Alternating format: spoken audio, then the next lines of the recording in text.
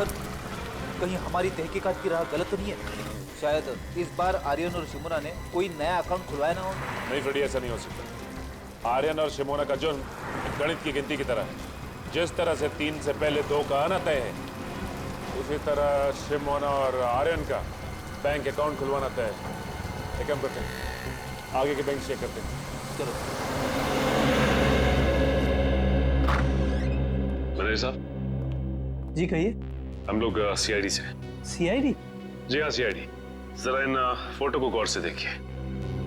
ये आर्यन और शिमोना, क्या ये आपके बैंक में अकाउंट खुलवाने आए थे? ये दोनों? हाँ, ये दोनों हमारे अकाउंट खुलवाने आए थे, लेकिन आपको कोई गलतफहमी हो रही है। इनका नाम आर्यन और शिमोना नहीं, रवि और सपना है। क्या? रवि और सपना? जी हाँ।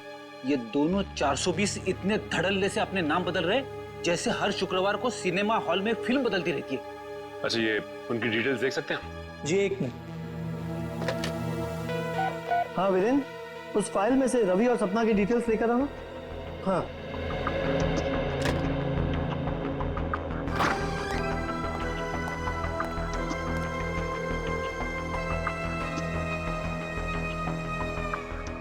ये रहे इनकी डिटेल्स।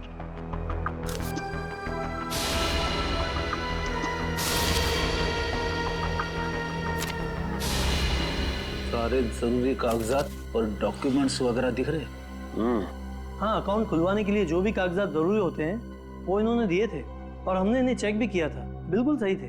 और तो और हमारी एक टीम इनके घर भी जाने वाली है एड्रेस वेरिफिकेशन के लिए। Address verification? एड्रेस तो यही बताया था ना उन लोगों ने। Yes sir.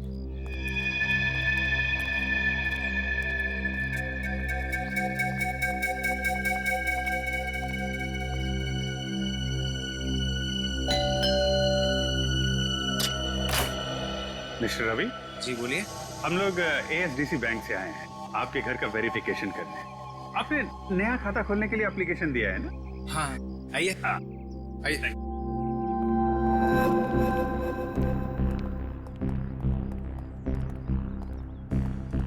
बहुत बढ़िया घर बनाया आपने सर। अच्छा, सपना मैम है ना, उनके भी सिग्नेचर्स लगेंगे। अच्छा हाँ, सपना सपना। क्या हुआ रवि? बड़े अच्छे कलाकार हैं आप लोग। आर्यन को रवि और शिमोना को सपना बुलाते हैं। मतलब? आप लोगों का खेल खत्म हो चुका है मिस्टर आर्यन और मिस शिमोना। कौन हो तुम लोग और हमारा असली नाम कैसे जानते हो? अरे भैया सुनो, जिस स्कूल में तुम पढ़ते हो ना, उसके हम लोग हेडमास्टर्स रह चुके हैं और तुम्हारे जैसे 420 हमारे जेब में लेके घूमते हैं हम लोग। देखो देखो, मुझसे पंगा मत लो, बहुत खतरनाक आदमी हूं मैं। सीआईडी से खतरनाक तो नहीं हो सकते ना? सीआईडी? अरे कहाँ जा रहे?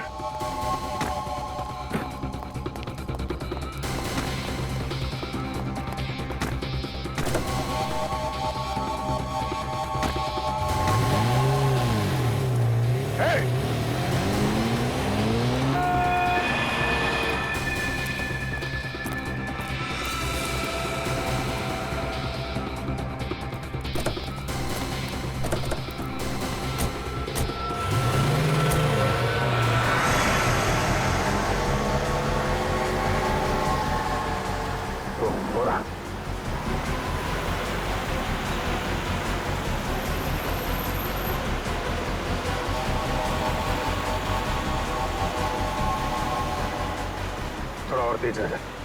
सर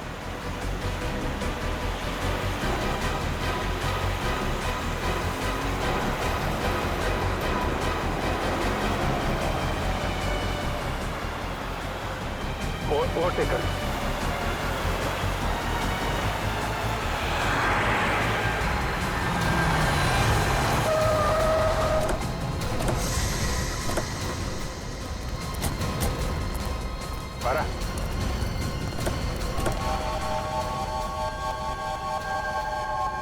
कहाँ भाग रहा है? क्यों किया ये सब? हाँ, ये सच है कि पेंटिंग के बहाने ही हम लोगों ने प्रोजेक्टर में गन फिट करी थी। 2.5 करोड़ रुपए तो तुम लोगों को वैसे ही मिलने वाले थे, फिर 3-3 खून करने की क्या जरूरत थी? क्योंकि अगर हम उनका खून नहीं करते तो वो हमारा खून कर देते। वो कौन? सर वो पिछले महीने हमने एक आदमी को चूना लगाने की कोशिश करी जो हमारे जाल में फंसा ही नहीं। हाँ, तो मैं कैसे यकीन कर लूं कि जो जेवरात आप हमें बेचना चाहते हैं वो सब असली हैं और राजा महाराजाओं के वक्त के हैं? अगर आपको हमारे ऊपर यकीन नहीं तो ये रहा उसका प्रमाण पत्र। ये मिस्टर अभिमन्यु, उस राजघराने के वारिस, उनका नाम और नंबर इसी में। और वैसे भी अगर आपके बॉस को हम पर यकीन नहीं होता तो नीलामी में 5 करोड़ रुपए की बोली क्यों लगाते? ठीक है, बिना भरोसे के कोई भी सौदा पक्का नहीं हो सकता है। ये लीजिए अपनी रकम।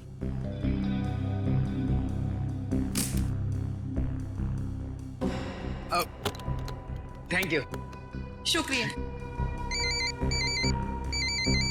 Thank you. हेलो, क्या? अरे पकड़ो इन्हें! अरे सब नकली है! अरे जेवरात नकली है, पकड़ो!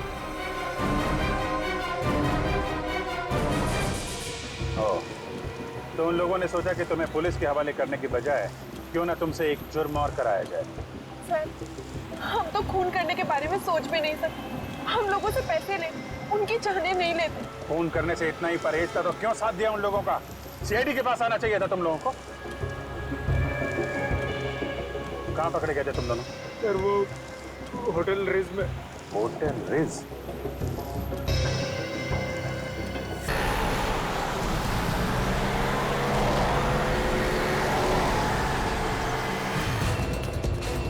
रुक जाओ! रुक जाओ! भाग भाग, पीछे मुड़ के मत दिखना। सीआईडी वालों को अपना मुंह नहीं दिखाना है। जल्दी चलो वरना बुरी तरह से फंस जाएंगे हम। रुक जाओ ना तो गोली चला दूंगा मैं। श्रेया, पकड़ो उन्हें।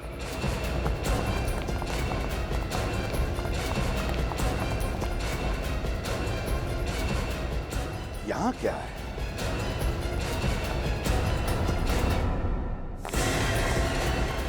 रुक जाओ! अब धीरे धीरे घूम जाओ।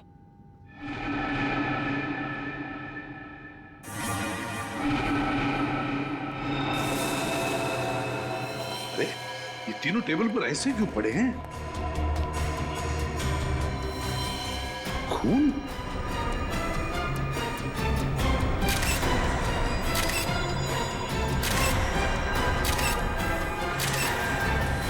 सिर के बीचों बीच गोली लगी है, तीनों के। हाँ सर। हेलो रजत सर, ये इन तीनों के सिर में गोली मारी गई है। लगता है उन तीनों ने ही खून किया इनका। छोड़ो मत उन्हें, पकड़ो उन्हें। 3-3 खून कर दिए तुम लोग। क्या सोचा था हमसे बच के निकल जाओगे? खून? लेकिन हमने किसी का खून नहीं किया है। झूठ मत बोलो। कॉन्फ्रेंस रूम में पड़ी 3 लाशें गवाह हैं तुम्हारे जुर्म की। हम सच कह रहे हैं सर, हम यहाँ उनसे मिलने आए थे, उन्हें मारने नहीं। अगर आप लोगों ने किसी को मारा नहीं तो फिर भाग क्यों रहे थे? क्योंकि जिस मकसद से हम यहाँ आए थे वो तभी पूरा होगा अगर आप हमें पकड़े नहीं। जाने दें। कैसा मकसद? ये देखिए सर। हाँ। ये रहा चेक और इसके ऊपर खून लगा हुआ है। सर वो तीनों तो चेक लेने के लिए आए थे, तो फिर चेक लिए बिना कैसे चले गए? वही तो, आए थे चेक लेने के लिए लेकिन चेक लेकर ही नहीं गए, और तो और साथ साथ इन तीनों का खून करके चले गए। ये कैसे हो सकता है? पंकज, मिताली को लेकर आओ जल्दी। सर उन तीनों को पकड़ के रखा। उन तीनों के नाम है मिंटू हसन, सुखी और मनप्रीत। श्रेया उन्हीं के पास है, लेकिन सर वो बार बार एक ही बात कह रहे हैं कि उन्होंने ये खून नहीं किए। मिंटू हसन, सुखी और मनप्रीत कह रहे खून नहीं किया। रजत, डॉक्टर तारिका को बुलवा लेते हैं और उससे इन तीनों की गन पाउडर टेस्ट करवाते हैं। पता चल जाएगा कितना सच बोल रहे, कितना झूठ। सारे कमरे की अच्छी तरह से तलाशी लेते हैं, कुछ ना कुछ तो जरूर मिलेगा। चेक करो।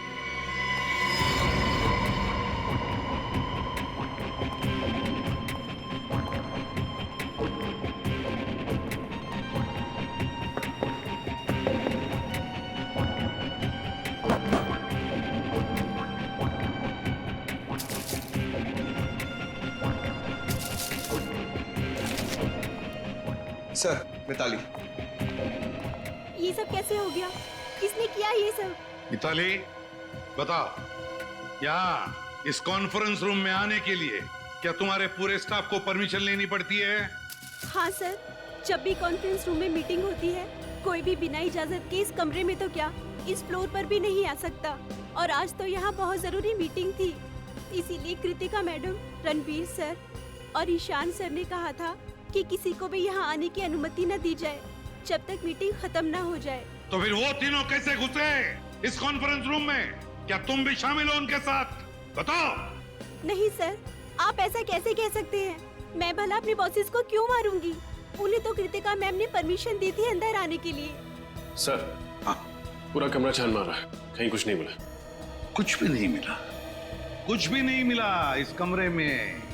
है ना बड़ी अजीब बात। यहाँ इस कॉन्फ्रेंस रूम में आने के लिए और यहाँ से बाहर जाने के लिए सिर्फ एक ही दरवाजा है। यही दरवाजा है ना? हाँ सर। फिर ये सब हुआ कैसे? कैसे हुआ ये सब? जब हम लोग यहाँ आ रहे थे तब ये तीनों भी, मिंटू हसन, सुखी और मनप्रीत, भागे जा रहे थे यहाँ से। क्यों? और वो भी बिना चेक लिए। सारा चक्कर क्या है? कुछ ना कुछ तो गड़बड़ जरूर है। सर, हाँ, ये भी तो हो सकता है कि इन तीनों ने एक दूसरे को मार दिया हो। नहीं पंकज, मुझे नहीं लगता ऐसा हुआ है। अगर ये तीनों एक दूसरे को मारते तो कोई ना कोई गन तो हमें मिलती। कोई ना कोई गन। नहीं नहीं नहीं नहीं नहीं, इस सारी गुत्थी का जवाब इन तीनों के पास है। मिंटू हसन, सुखी, मनप्रीत।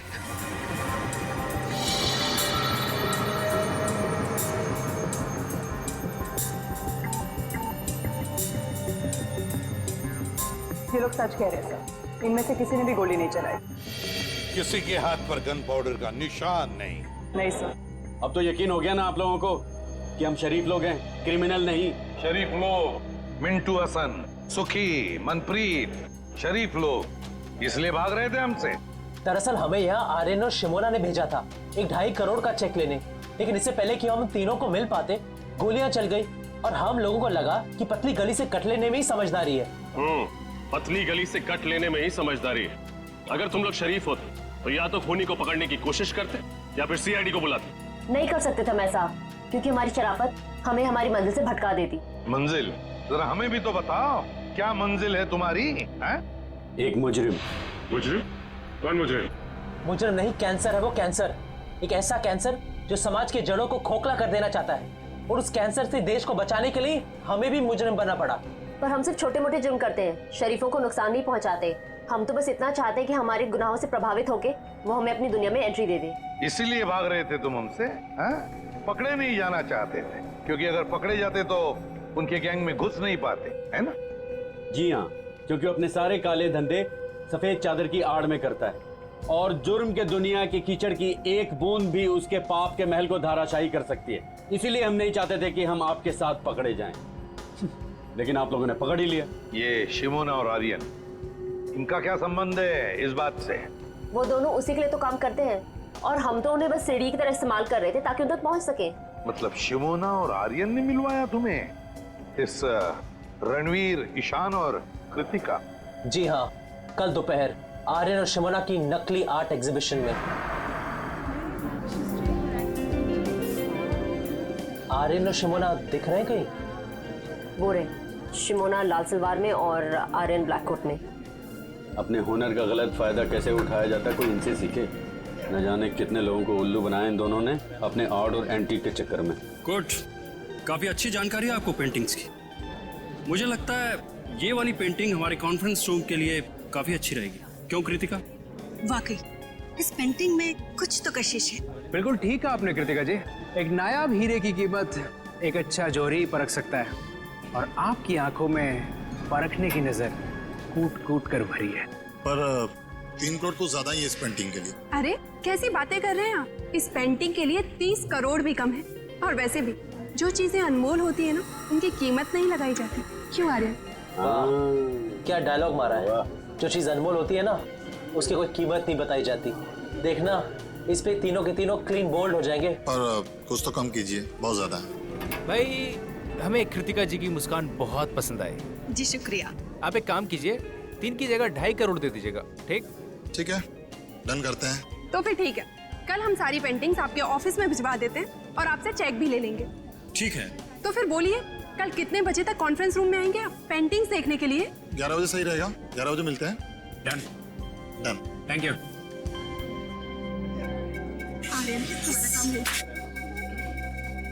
वैसे बहुत अच्छा फ्लर्ट कर रहे थे आप कृतिका जी के साथ। क्यों, तुमको बहुत जलन हो रही है क्या? कहो तो थोड़ा सा फ्लर्ट तुम्हारे साथ भी कर लो। भाई थोड़ी फ्लर्टिंग मेरे साथ भी कर लो मिस्टर आर्यन। आर्यन? नहीं नहीं, आर्यन नहीं, मेरा नाम केतन है। और मेरा नाम नटवरलाल। और ये सिमोना नहीं, मोना डार्लिंग। हाँ लेकिन आप लोगों को ये कैसे पता चला? और हमें ये भी पता है कि कैसे तुम 200-500 रुपए की घटिया पेंटिंग्स को लाखों करोड़ों में बेचकर मासूम लोगों को चूना लगाते हो। Good job. कृतिका जी का दिल टूट जाएगा जब उन्हें पता चलेगा कि ये पेंटिंग नकली है, और वो जब उनकी मुस्कान की तारीफ कर रहे थे वो भी नकली है। समझे? कितना पैसा चाहिए तुम लोगों को? बड़े समझदार हो, जल्दी मुद्दे पे आ गया। हाँ, एक ठग को दूसरे ठग को समझने में ज्यादा वक्त नहीं लगता। हमें तुम्हारा पैसा नहीं चाहिए, हमें उस आदमी का पता चाहिए जिसके लिए तुम काम कर रहे हो। लेकिन क्यों? आप लोग हमारे बॉस तक क्यों जाना चाहते हैं? ये सोचना तुम्हारा काम नहीं है। अगर तुम चाहते हो कि तुम्हारी 420 की गाड़ी सही सलामत चलती रहे तो जैसे कह रहे हैं वैसा ही करो। ठीक है, लेकिन आप लोगों को हमें ये गारंटी देनी पड़ेगी कि हम दोनों का धंधा चौपट नहीं होगा। दे सकते हैं? नहीं होगा। बस अब बताओ कैसे पहुंचेंगे उस तक? बहुत सरल है, बस आप लोगों को उन्हें यकीन दिलाना पड़ेगा कि आप लोग हमारे लिए काम करते हैं। पर वो कैसे होगा? सिंपल है, कल इस पेंटिंग के 2.5 करोड़ का चेक हम लोग नहीं, आप लोग लेने जाएंगे। शिमोना का इन तीनों से पूछना कि तुम लोग कॉन्फ्रेंस रूम में कितने बजे तक रहने वाले हो, ये बात कुछ हजम नहीं हो रही है। सर, हो सकता है इन तीनों का खून आर्यन और शिमोना ने किया हो। उन्हें ऐसा लगा हो कि हमारा भी काम हो गया और ये तीनों भी फंस गए।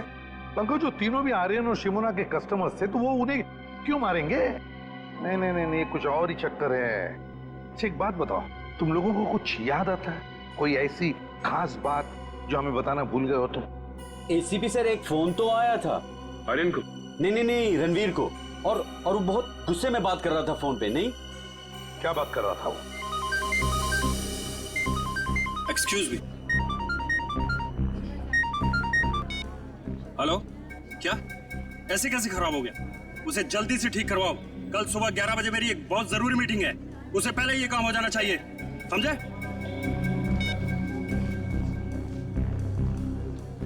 मिस्टर रणवीर, या मेरी अभी अपने कारपेंटर से बात हो गई है। आज रात को ही जाकर वो ये आपके कॉन्फ्रेंस हॉल में खूबसूरत पेंटिंग लगा देगा। ओह नाइस, ये तो बहुत अच्छी बात है। इसका मतलब कल सुबह जब हम ऑफिस पहुंचेंगे तो ये पेंटिंग दीवार पर लगी होगी। बिल्कुल। गुड। और हमारी जगह चेक लेने के लिए ये तीनों आएंगे। ओह, कौन है ये तीनों? ये तीनों भी हमारे साथ ही काम करते हैं। और जैसे ही हम यहाँ पहुंचे गोलियां चलने लगी। उसके बाद क्या हुआ आपको तो पता ही है। कुछ ना कुछ तो गड़बड़ जरूर है, कुछ ना कुछ तो गड़बड़ जरूर है, वरना इस आर्यन ने रात को फोन करके तुरंत पेंटिंग्स क्यों लगवा ली कॉन्फ्रेंस रूम में? कुछ ना कुछ तो गड़बड़ जरूर है। क्या तुम लोगों ने इन दोनों को देखा था बिल्डिंग में? नहीं, वो दोनों तो यहाँ कहीं नजर नहीं आए। कहीं भी दिखाई नहीं दिए? तो फिर ये खून किया किसने? ये खून किया किसने? किसने किया ये खून? आसान के पता चला गोलियां कैसे चली? हाँ, पता तो चला है कुछ, शायद मदद मिल जाए। तो बता दे। उसे कृतिका, ईशान और रणवीर ऐसे ही बैठे थे ना कॉन्फ्रेंस रूम में? बिल्कुल ऐसे ही बैठे थे और तीनों के सिर के बीचों बीच गोली लगी है। और वो गोली एक ही कैलिबर की है बॉस, जो तीनों को लगी है। और तीनों को गोली 55 से 60 डिग्री के एंगल से चली है, ऐसे।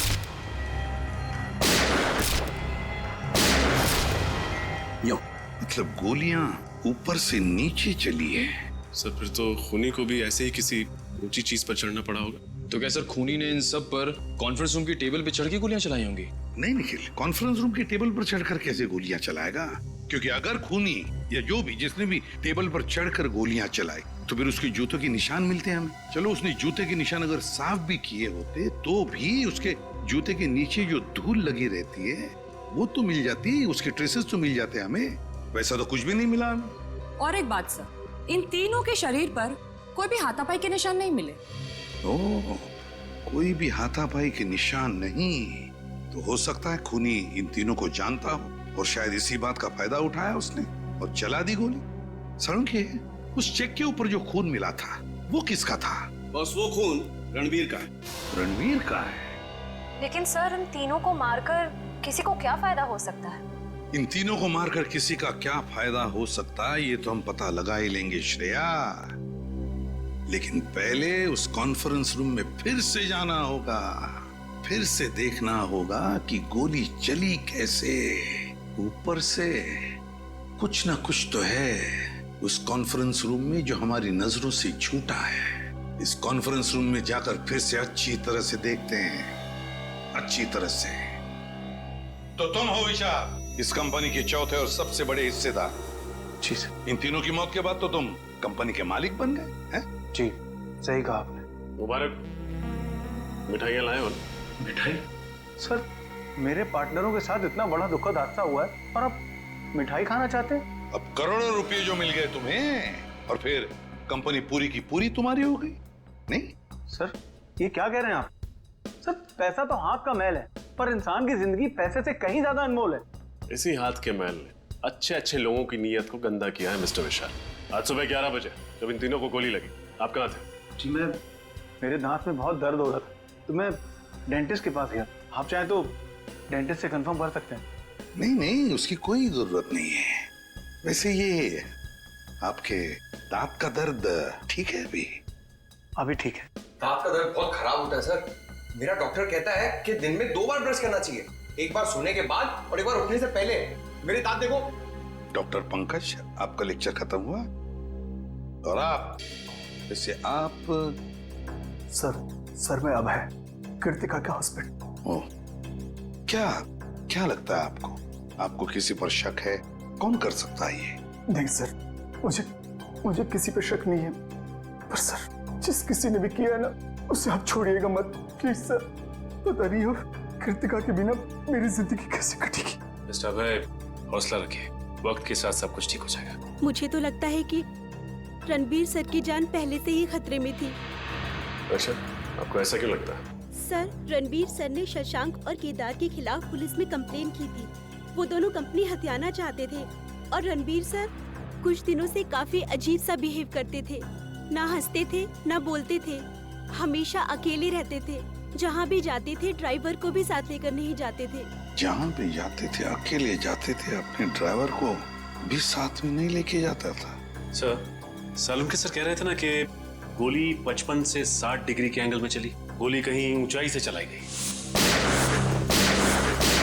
लेकिन सर इस सारी जगह को देख के तो नहीं लगता कि गोली ऊंचाई से चली। सर मेरी समझ में एक बात नहीं आ रही है। अगर कोई किसी को गोली मारेगा तो खड़े खड़े सामने ऐसे मारेगा, टेबल पे चढ़ के गोली क्यों मारेगा सर? सर कहीं ऐसा तो नहीं कि गोलियां किसी चीज के अंदर से चली थी? हो सकता है, बिल्कुल हो सकता है श्रेया, बिल्कुल हो सकता है। इस कॉन्फ्रेंस रूम का कोना कोना छान मारो, एक एक इंच देखो, कोई भी चीज हमारी नजरों से छूटनी नहीं चाहिए, कोई भी चीज।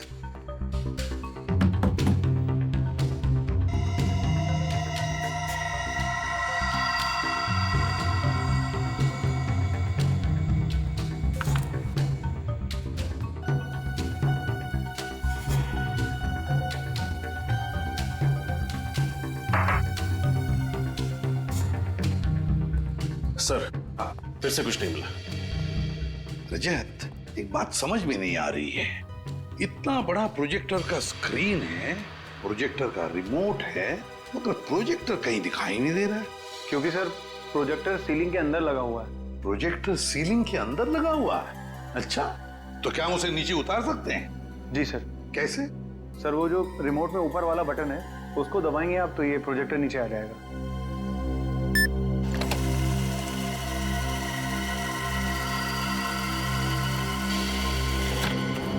ओह, तो ये बात है, प्रोजेक्टर ऊपर सीलिंग के अंदर।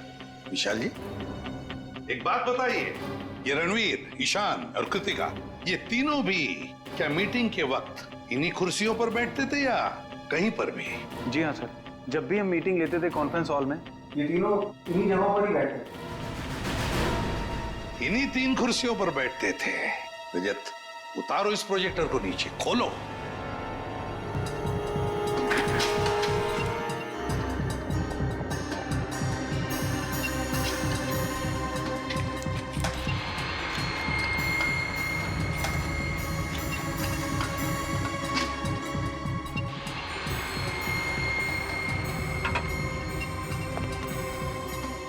खोलो इसे पंकज।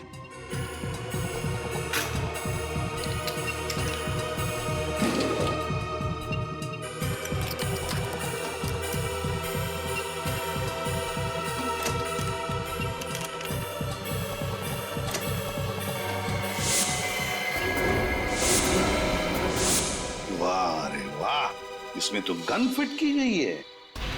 प्रोजेक्टर के अंदर गन लगा के रखी है। मतलब खूनी जानता था कि ये तीनों सब इन्हीं कुर्सियों पर बैठते थे।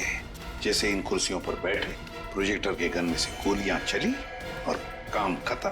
हाँ सर, ये तीनों बेचारे कहाँ जानते थे कि प्रोजेक्टर के नीचे आते ही और गोलियां चलेंगी और तीनों मारे जाएंगे। मगर सर, प्रोजेक्टर में गन फिट की किसने? गन फिट की किसने? सर, मिंटू हसन कह रहे थे ना कि उन्होंने रणवीर को फोन पर किसी से बात करते हुए सुना था और रणवीर कह रहा था कि आज ही ठीक हो जाना चाहिए। उसे जल्दी से ठीक करवाओ। कल सुबह 11 बजे मेरी एक बहुत जरूरी मीटिंग है, उससे पहले ये काम हो जाना चाहिए, समझे? कहीं रणवीर इस प्रोजेक्टर की बात तो नहीं कर रहा था? हाँ, हो सकता है। मिताली, क्या मीटिंग से पहले किसी ने इस प्रोजेक्टर को हाथ लगाया था? कोई रिपेयर करने आया था? सर, कल रात को आर्यन और शिमोना आए थे ये पेंटिंग लगाने के लिए। उसी दौरान एक इंजीनियर भी आया था प्रोजेक्टर ठीक करने के लिए। उस वक्त आप यहाँ थे?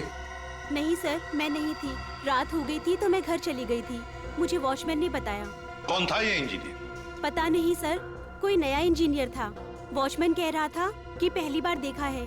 उस इंजीनियर ने अपना नाम, पता, नंबर तो दिया होगा? नहीं सर। कोई नया इंजीनियर जिसका नाम नहीं, पता नहीं, नंबर नहीं। वाह रे वाह, बहुत बड़ी प्लानिंग की इस खूनी ने। पहले इसने प्रोजेक्टर को बिगाड़ दिया, फिर अपने आदमी को बुला लिया इसे रिपेयर करने के लिए, इस नए इंजीनियर को, और उसके जरिए उसने ये गन फिट कर दी इस प्रोजेक्टर में। मगर ये इंजीनियर उसी वक्त आया था जिस वक्त आर्यन और शिमोना ये पेंटिंग लगाने आए थे। ओह, तो इसका मतलब है आर्यन और शिमोना, ये दोनों का कोई ना कोई कनेक्शन जरूर है इन तीन खूनों के साथ। सर, ये आर्यन और शिमोना हर जुर्म से पहले अपनी पहचान बदल लेते हैं। शायद इस वक्त भी अपने नए जुर्म के बारे में सोच रहे हैं। हाँ, तो पता लगा ये आर्यन और शिमोना इस बार अपने चेहरे पर कौन सा नया चेहरा लगाने वाले हैं। शशांक और केदार, पता है इस कागज में क्या है? क्या लिखा है सर? तुम्हारे अतीत का इतिहास। कैसा इतिहास? किस तरह आप लोग बड़ा मगरमच्छ बनकर छोटी मछलियों को खा जाना चाहते हैं, इसका इतिहास।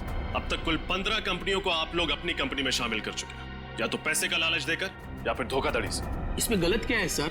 हर बिजनेसमैन का एक सपना होता है कि वो अपना कारोबार फैलाए। हम लोग बस वही कर रहे हैं, मगर गलत ढंग से कर रहे हैं, गलत ढंग से। ये है वो 7 लोग जिन्होंने तुम्हारे खिलाफ कंप्लेंट दर्ज की है पुलिस में। इसमें रणवीर भी है। सर, वो कहते हैं ना कि इंसान जैसे जैसे कामयाब होने लगता है तो उससे जलने वालों की तादाद भी बढ़ने लगती है। ये लोग जलते हैं हमसे सर। झूठ! इसलिए बिना वजह ये लोग हमारी तरक्की में बाधा डालने की कोशिश कर रहे थे। ये लोग झूठ बोल रहे हैं। क्या तुमने इन लोगों को धमकी नहीं दी कि तुम्हारी कंपनी हमें दे दो? हाँ या ना? नहीं सर, हमने इन्हें धमकी नहीं दी थी, सिर्फ प्यार से विनती की है। प्यार से विनती की? सीधे सीधे बता दो, क्यों मारा तीनों को? यकीन मानिए मेरा सर, हमने इन्हें नहीं मारा। हाँ सर, हम तो इन्हें जानते भी नहीं है। जानते भी नहीं? ठीक है, निकल, तेरा दिखाओ इन्हें फोटो। गौर से देखो, पहचानते हो इन्हें? नहीं सर, हम इन्हें नहीं पहचानते। ये शिमोना है और ये आर्यन, आपकी तरह 420। आर्यन और शिमोना? हम ये नाम पहली बार सुन रहे हैं सर। हाँ सर। सर, मुझे लगता है ये दोनों सच कह रहे हैं। उन तीनों के खून में इनका हाथ नहीं है। श्रेया, इतनी जल्दी ये कहना ठीक नहीं है। और अगर मान भी लिया कि इन दोनों ने खून नहीं किया, तो फिर खून किया किसने? ये खून किसी ऐसे आदमी ने किया है जो अंदर वाला है, अंदर वाला, और जो जानता था कि ये रणवीर, ईशान और कृतिका वहां उस कॉन्फ्रेंस रूम में 11 बजे आने वाले थे। सर, जिस क्लाइंट के साथ मीटिंग थी, हो सकता है वही हो इस सब के पीछे। हाँ, मगर विशाल और मिताली, इन दोनों ने तो हमें उसके बारे में कुछ नहीं बताया। सर, हो सकता है उन दोनों को पता ही ना हो कि ये मीटिंग आखिर थी किसके साथ। हो सकता है। सर, अक्सर जो बातें साथ वालों को पता नहीं होती हैं, वो बातें उनके ड्राइवर्स को पता होती है। तो ठीक है, ड्राइवर से पूछताछ करो।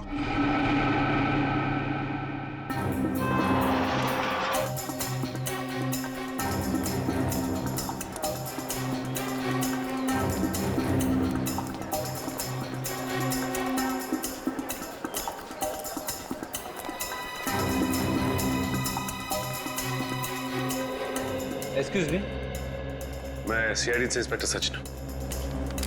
आप जरा ये दोनों फोटो देखिए। क्या ये लड़का और लड़की आपके यहाँ पासपोर्ट बनवाने आए थे क्या? नहीं सर, ये दोनों तो कभी नहीं आए। पूरे यकीन से कह सकते हैं कि कभी नहीं आए? हाँ सर, मैं पूरे यकीन से कह सकता हूँ कि ये नहीं आए। Thank you. वेलकम। ये आर्यन और शिमोना है। क्या ये दोनों आपके बैंक में नया अकाउंट खुलवाने आए थे? आर्यन और शिमोना, एक मिनट सर।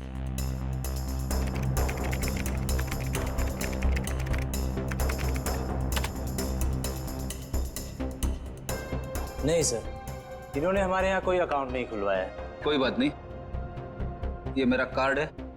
अगर ये दोनों आपके बैंक में आए तो मुझे फौरन इन्फॉर्म कर दीजिए। Okay sir. Okay, thanks.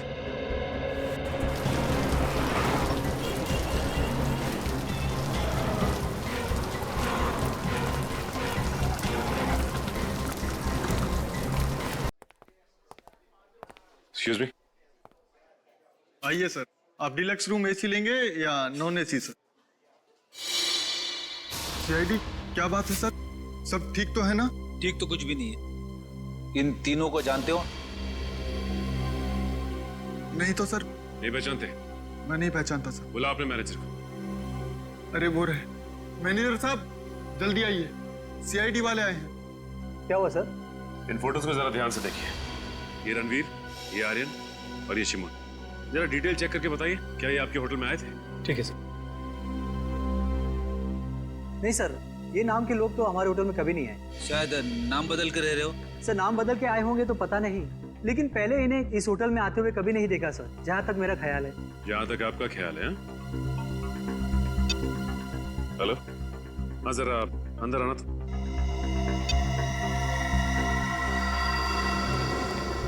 हाँ सर। अच्छा ये बताओ कि रणवीर साहब यहाँ इस होटल में अक्सर आते थे? हाँ साहब, हफ्ते में 2-3 बार आ ही जाते थे किसी से मिलने। सुन लिया मैनेजर साहब आपने? कमाल की याददाश्त है आपकी। जो ग्राहक अक्सर आपके होटल में आते हैं, आप उन्हें भी भूल जाते हैं? जी वो... क्या हुआ? आपकी जुबान क्यों लड़खड़ाने लगी? हाँ सर, जबान नहीं सर। क्या छिपा रहे हैं आप हमसे? हाँ सर, कुछ भी नहीं छुपा रहा हूँ मैं। हेलो, हाँ सर। क्या? ओह, तो ये बात है। हाँ सर, मैं होटल रेट्स में ही हूँ। मैं खाली होकर आपको फोन करता हूँ। Okay okay. क्या हुआ? शिमोना और आर्यन ने अपना गुनाह कबूल कर लिया है।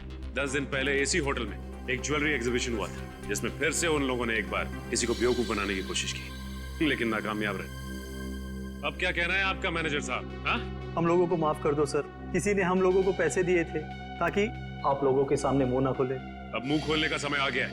अब ये बताओ कि ये पैसे तुम्हें किसने दिए थे, और रणवीर इस होटल में किससे मिलने आता था? सर वो...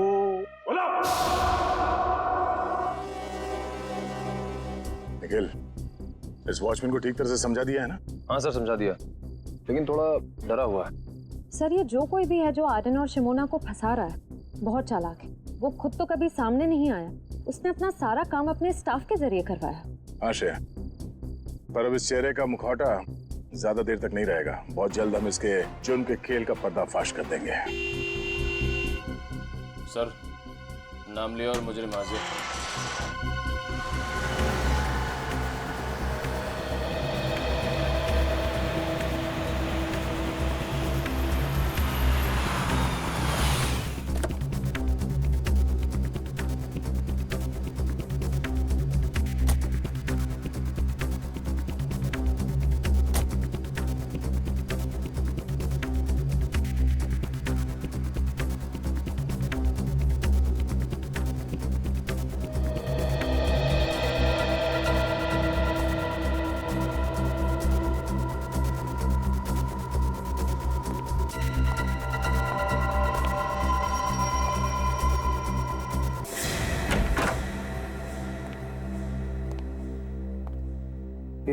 घर की सारी लाइटें ऑन क्यों हैं?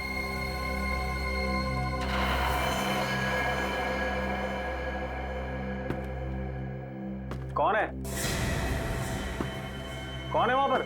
नीचे आओ। अरे क्या हाल है विशाल भाई, कैसे हो? दांत का दर्द कैसा है? मैंने कहा था ना आपको 2 बार ब्रश करना सोने के बाद उठने से पहले। तुम यहाँ क्या कर रहे हो? क्या आप मुझे यहाँ देख के खुश नहीं है? तो जरा पलट के इस तरफ देखो, शायद हमें देख के कुछ खुशी मिल जाए आपको।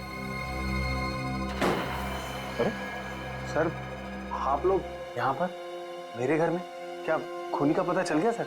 हाँ पता चल गया, तो हमने सोचा कि खुद चल के अपने हाथों से उसका जबड़ा हिला दे। जबड़ा हिला दे?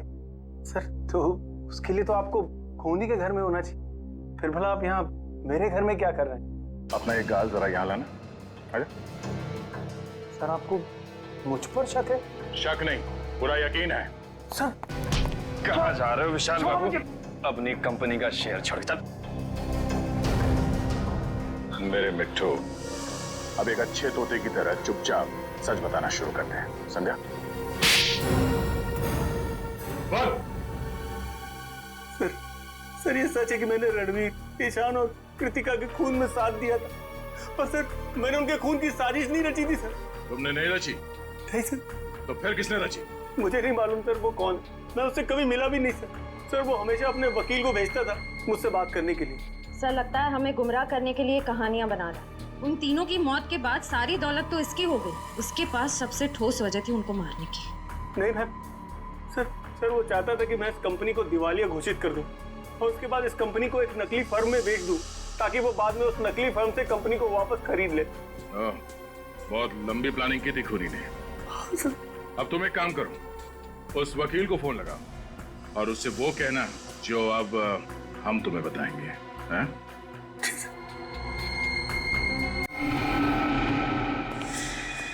विशाल, आखिर कौन सी ऐसी जरूरी बात थी जो तुम इस अनजान जगह पे कर रहे हो?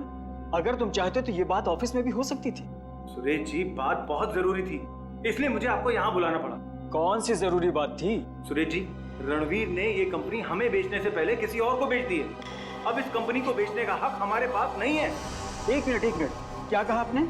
इस कंपनी को बेचने का हक आपके पास नहीं? हाँ मैं सच कह रहा हूँ, रणवीर ने बाकी सारे पार्टनरों के साथ गद्दारी की और इस बात की भनक तक नहीं लगने दी किसी को। अच्छा ये बताओ, इस कंपनी के नए मालिक का नाम क्या है? हम हैं। वकील साहब को हमारा प्यार भरा नमस्कार। अपना प्यार भरा नमस्कार रखो अपनी जेब में, और अगर अपनी भलाई चाहते हो तो चुपचाप ये कंपनी उसको दे दो जिसका इस कंपनी पे पूरा पूरा हक। सुखी जी, हम तो इतने प्यार से बात कर रहे हैं इनसे और ये हमें धमकी दे रहे हैं। वो क्या ना मनप्रीत, ये लातों के भूत है, बातों से नहीं मानेंगे। ठीक कहा, बिल्कुल ठीक। इसीलिए आज मैं तुम दोनों को ऊपर भेजने का इंतजाम करके रहा हूं। किसी को पता भी नहीं चलेगा कि ये कंपनी कभी किसी और के नाम पे हुई थी। सर मैं अब है कृतिका का हस्बैंड। ऐसे कैसे भूल दोगे? क्या समझ रखा है हमें? घर नीचे रखो, पहले सीआईडी को तो आने दो। सीआईडी आए? पहले मैं तुम्हें मार देता हूं। चुप!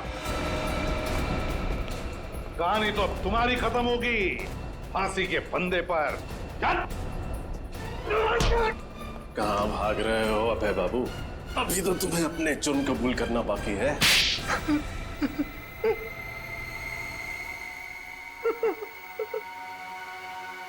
तीन खून करके पेट नहीं भरा तो और 2 खून करने चले थे। हा? और खून करूंगा मैं, और करूंगा। जो भी मेरे और मेरी कंपनी के बीच में आएगा वो सबको मरना पड़ेगा। गद्दारी की थी मेरी पत्नी कृतिका ने मेरे साथ। कैसी गद्दारी? मैंने कृतिका, ईशान और रणवीर को पार्टनर बनाया था अपनी कंपनी में, ताकि वो तीनों मेरी मदद कर सके बिजनेस में, पर उन तीनों ने मिलकर मेरा ही पत्ता काट दिया मेरी कंपनी से।